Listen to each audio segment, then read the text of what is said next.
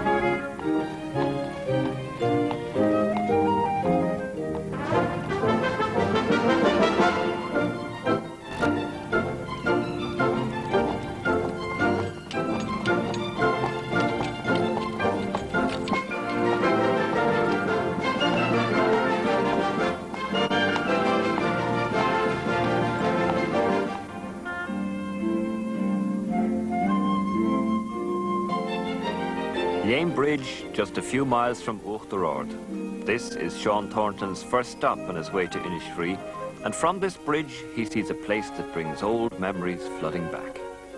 In fact, I'm sitting in the very spot where Sean Thornton, or John Wayne, catches his first glimpse of White O'Mornan, the ancestral cottage home of all the Thorntons, just over there. On the other hand, that was really just a Hollywood lie, because the cottage White O'Mornan, which John Wayne allegedly saw in the film, is in fact in the village of Man, several miles away. All John Wayne saw as he looked over this little bridge wall was a couple of fields and a little winding stream. Come back here, you want to shit yourself here. Come back here, what are all these you once? Come back! Well, who owns the place now? Jack Murphy, who owns it, a good businessman in Cong. Do you think now you'd get a good pint in there, Joe? Well, if you go in, you can see for yourself. Will you join me? No, I won't. I'm driving, and I don't drink when I'm driving. Okay, well, it's a hot day. It's a hot day, Joe, so I think I'll have a quick one. Off you go. Okay, see you in a minute.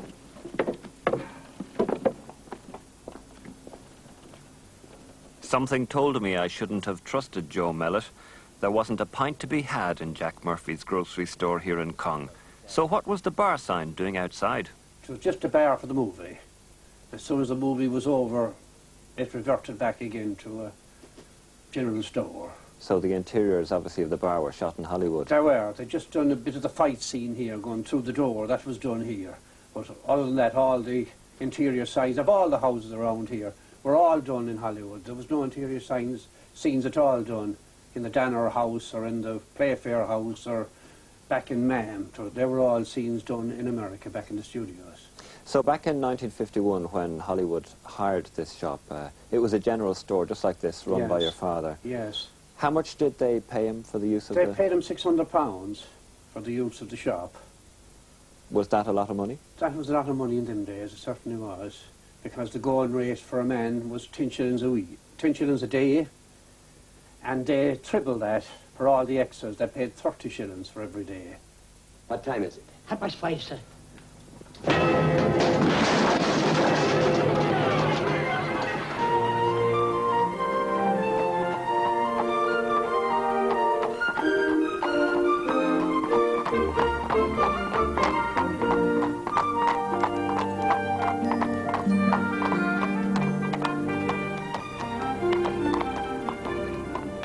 This is Joe Kane's pub in Mam.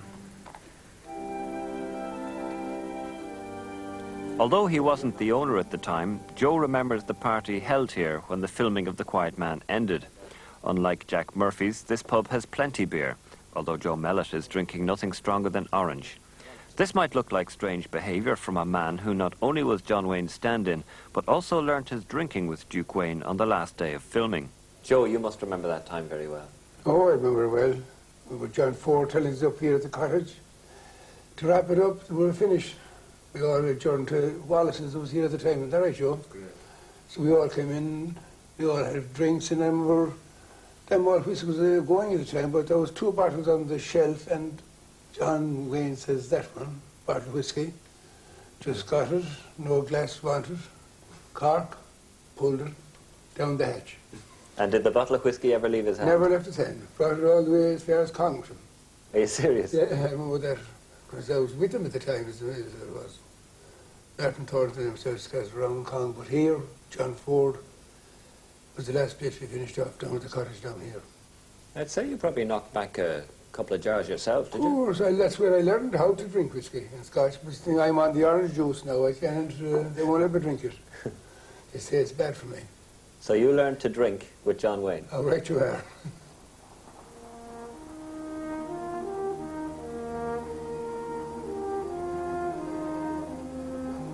Later that evening, Joe Kane brought us a mile up the road from his pub in Mam to show us what's left of the White of Morning cottage.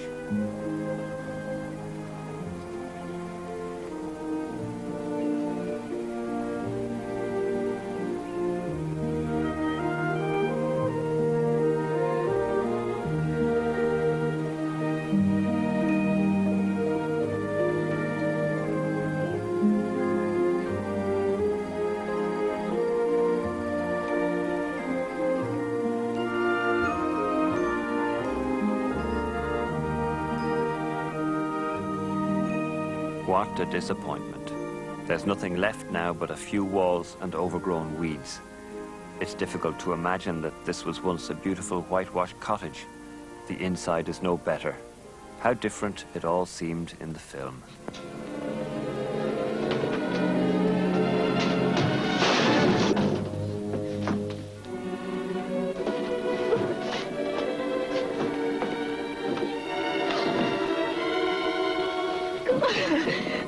There'll be no locks or bolts between us, Mary Kate, except those in your own mercenary little heart.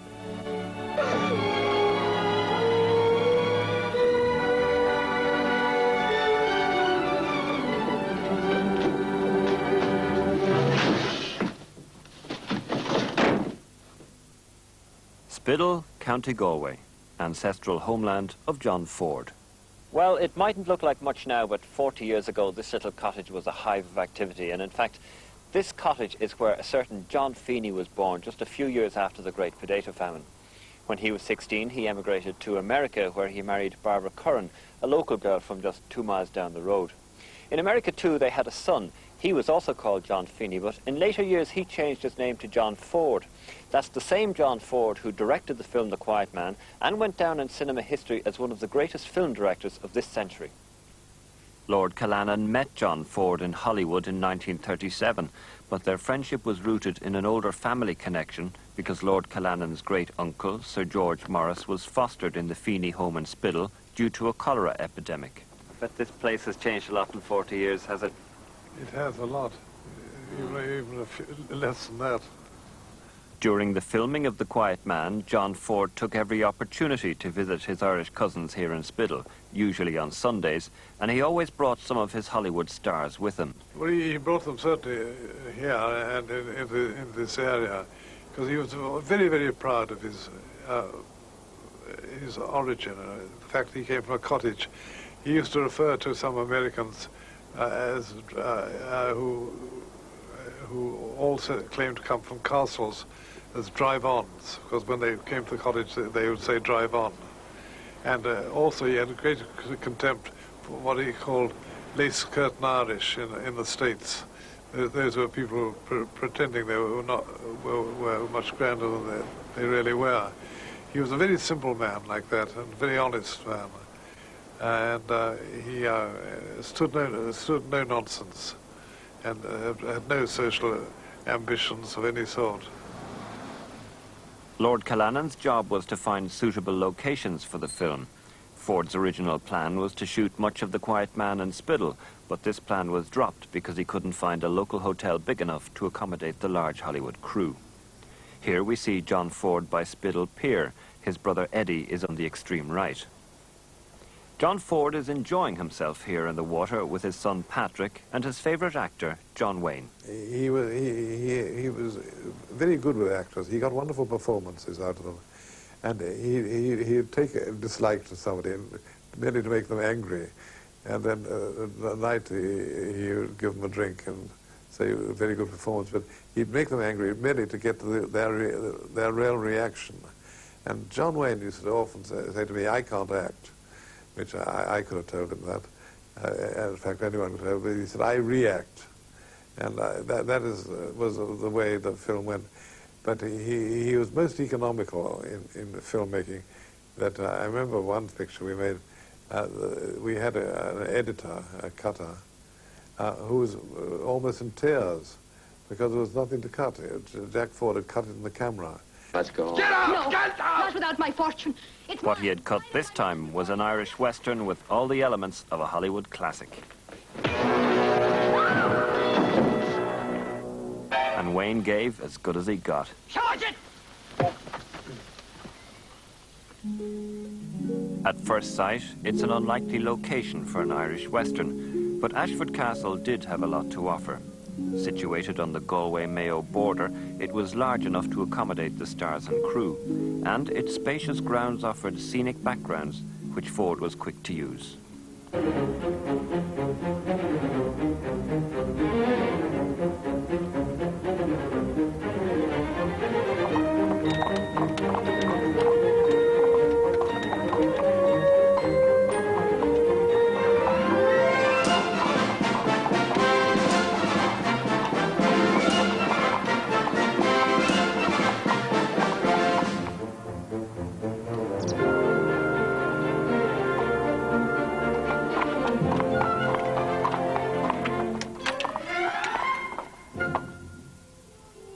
It was here in the grounds of Ashford Castle that John Wayne caught his first glimpse of Maureen O'Hara as she made her grand entrance near the beginning of The Quiet Man, in one of the most memorable moments of the film.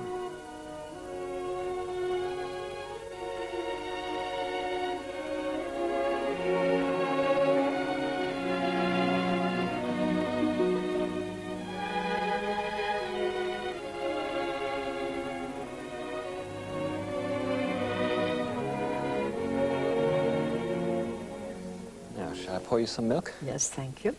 Etta Vaughan was having afternoon tea here in Ashford Castle in the summer of 1951 when she was approached by a member of the Hollywood crew. She was asked to be Maureen O'Hara's stand-in, and she accepted. You spent a fair amount of time close to Maureen O'Hara. Not really. We didn't get very close together. We were just the odd time that we sat together. But most times she was talking to some of the crew, and spent a lot of her time talking John Wayne. They seemed to get on very, very well together. but I really only got to know her, I would say, towards the end of the film. But I thought her acting was superb, and her music and that lovely song is still lingered in my ears for months after the film. I met some folk who say that I'm a dreamer. She sang that with such feeling. I simply loved it.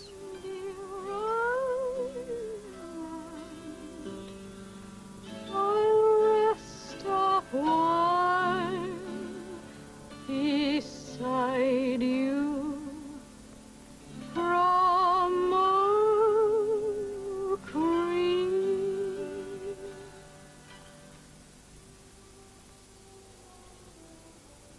This plaque commemorates the filming which took place here by this house, home of Red Will Danaher and his sister Mary Kate, played by Victor McLaglen and Maureen O'Hara.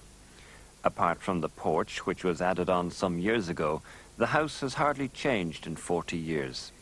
Several scenes were shot here, all relating to Sean Thornton's courtship of Mary Kate.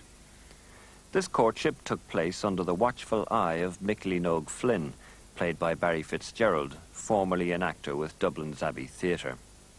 And, in another of the scenes shot here in the courtyard, Sean Thornton arrives with a bunch of roses to ask Red Will Danaher for permission to court his sister Mary Kate.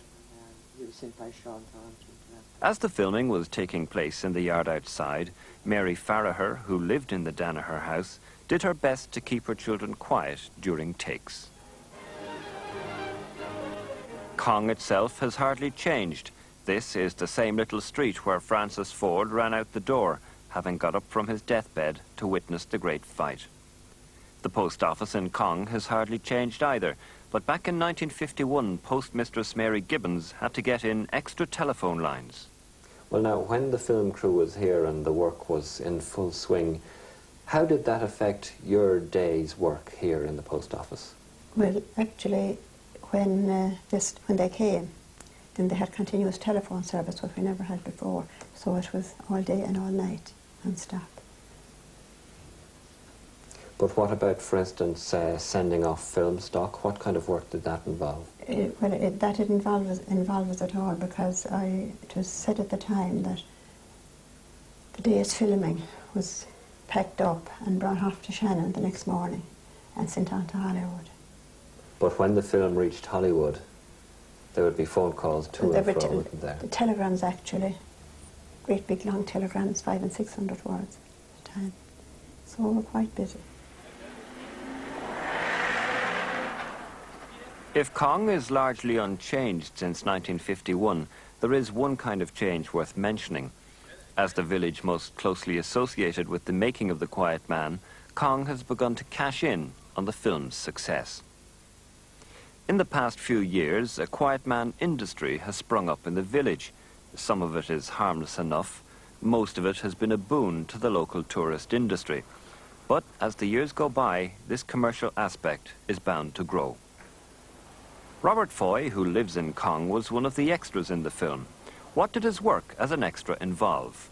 Actually, it mightn't involve anything, and it might involve being walking before the cameras for 2 or 3 minutes. And sometimes you could be there the whole day, and you wouldn't be called at all. And then it involved the fight scene, as you can recall in the film, and holding horses. And the one bit that I was in was driving John Wayne's furniture across the stream in Mam. And I went across that river about 10 or 12 times with that furniture before they got it right, eventually. What impression did you get of the Americans who were over here? Well, to be quite honest with you, I found them a bit pushy. They were very demanding if they wanted anything. They really had to get it, you know. And even the guards had to, you know, do what they were told. And they were really loud when they wanted something. And the difference between them was the technical crew from England now that was over there. They weren't demanding at all, you know, it was easy. But when the Americans want something, they have to get it. That's the impression I got of them, anyhow. So we just had to put up with them, that was all. Well, give a man a hand, then.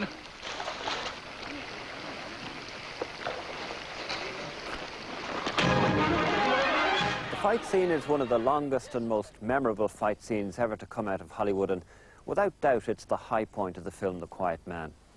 It's also the part of the film the local population here remember best, and that's not surprising really, because the making of that scene in this sloping field just behind me here involved the use of hundreds of local extras, including almost every villager available in Cong.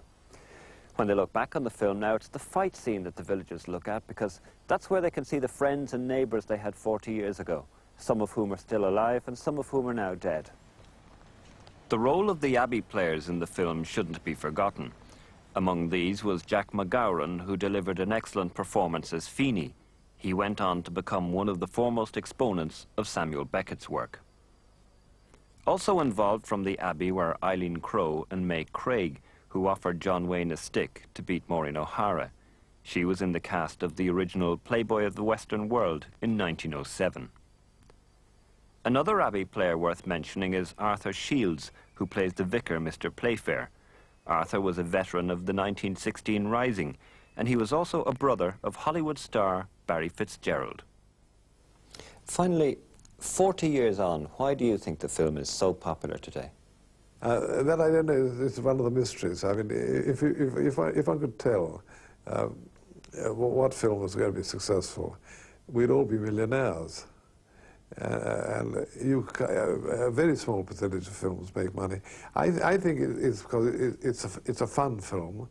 As I mentioned, it's a Western made in Ireland, and it had a wonderful cast and was very well directed. And I think people just enjoy it for a bit of gas.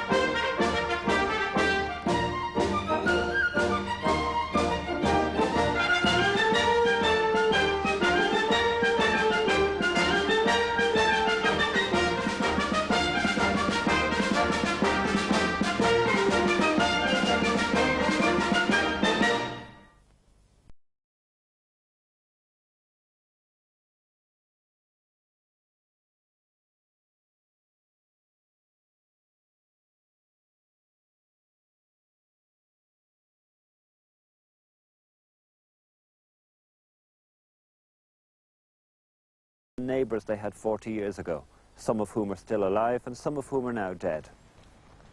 The role of the Abbey players in the film shouldn't be forgotten. Among these was Jack McGowran, who delivered an excellent performance as Feeney. He went on to become one of the foremost exponents of Samuel Beckett's work. Also involved from the Abbey were Eileen Crowe and May Craig, who offered John Wayne a stick to beat Maureen O'Hara. She was in the cast of the original Playboy of the Western World in 1907. Another Abbey player worth mentioning is Arthur Shields, who plays the vicar, Mr. Playfair. Arthur was a veteran of the 1916 Rising, and he was also a brother of Hollywood star Barry Fitzgerald. Finally, 40 years on, why do you think the film is so popular today? That I don't know, is one of the mysteries. I mean, if I could tell what film was going to be successful, we'd all be millionaires. And a very small percentage of films make money. I think it's because it's a fun film. As I mentioned, it's a Western made in Ireland, and it had a wonderful cast and was very well directed.